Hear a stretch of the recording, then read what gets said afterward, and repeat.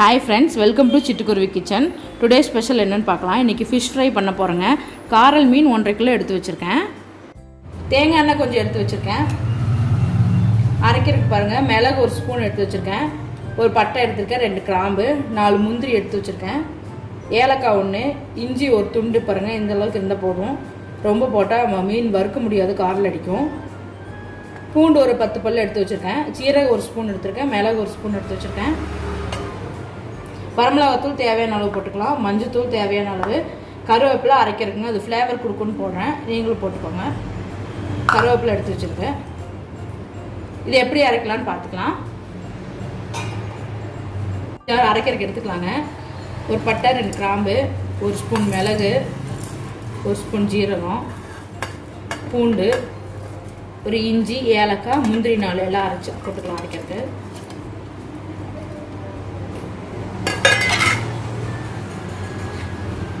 வரமிளகாத்தூள்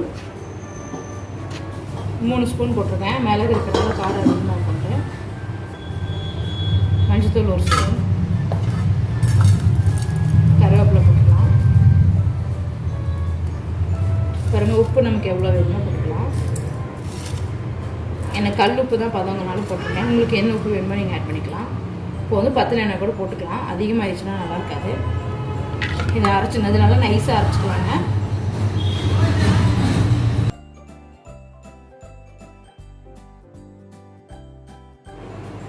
பாருங்கள், நல்லா நைஸாக அரைச்சி எடுத்தாச்சு.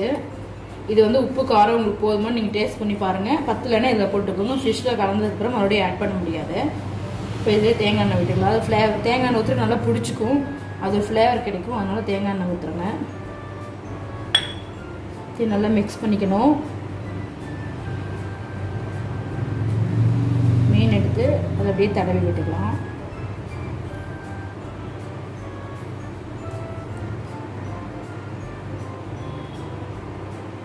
பாருங்க, நல்லா தடவி விட்டுக்கலாம். இதுக்கு ஃபில் கேப்லலாம்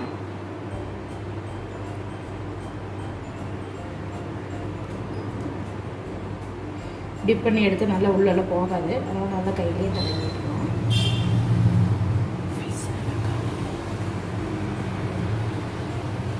பாருங்க, இந்த மாதிரி எடுத்துக்கலாம். பண்ணிவிட்டு கடைசியில் இப்படி டிப் பண்ணி எடுத்து தனியாக பிளேட்டில் வச்சுக்கணும். இதே மாதிரி எல்லா ஃபிஷ்ஷையும் நீங்கள் தடவி எடுத்து வச்சுக்கலாம்.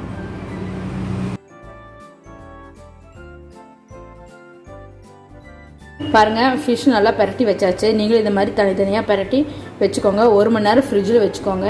இல்லை வெயிலில் இருக்கவங்க நல்லா வெயிலில் வச்சு கொஞ்சம் ட்ரை ஆச்சுன்னா நல்லா டேஸ்ட்டாக இருக்கும். அப்புறம் நம்ம ஆயிலில் இல்லை தோசைக்கல்ல பொரிச்சு எடுத்துக்கலாம்.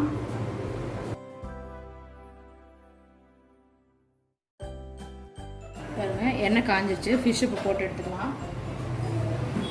நல்லா 1 மணி நேரம் ஃப்ரிட்ஜில் வச்சு எடுத்துக்கிட்டேன். நீங்கள் வெயில் இருந்தாலும் வெயிலில் வச்சு எடுத்துக்கலாம்.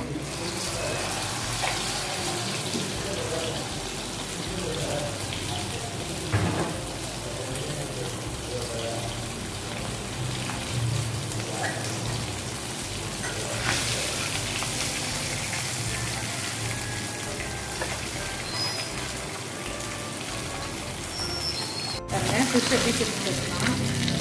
நல்லா குக் ஆகிடுச்சு.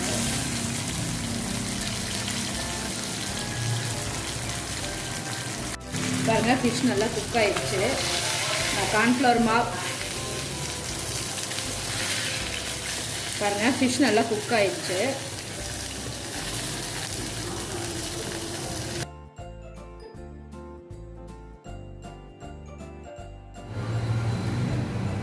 பாருங்கள், ஃபிஷ் நல்லா குக் ஆகிடுச்சு. நான் இதில் கார்ன்ஃப்ளவர் மாவு எதுவுமே ஆட் பண்ணலைங்க. ஒவ்வொன்றா ஃபிஷ் அடுத்து ஒவ்வொன்றா போட்டு எடுத்துக்கலாம்.